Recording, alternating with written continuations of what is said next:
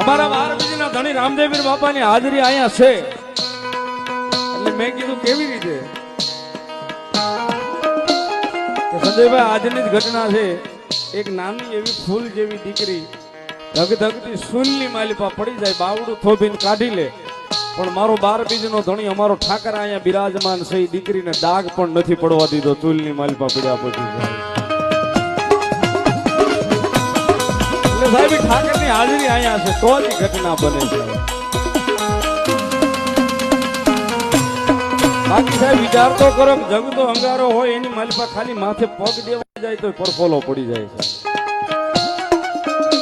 પણ ઠાકર કે કદાચ અહીંયા મારી જગ્યાની માલિપા મારો પ્રસંગ હોય ને એની માલિપા કદાચ પગ નહીં માણા આખો નાઈ નાખે ને જો ડાઘ પડવા દઉં ને તેથી તો જગતના ચોકની માલિપા મને તરહારાના પીરને કોઈ તણકા જમા કરે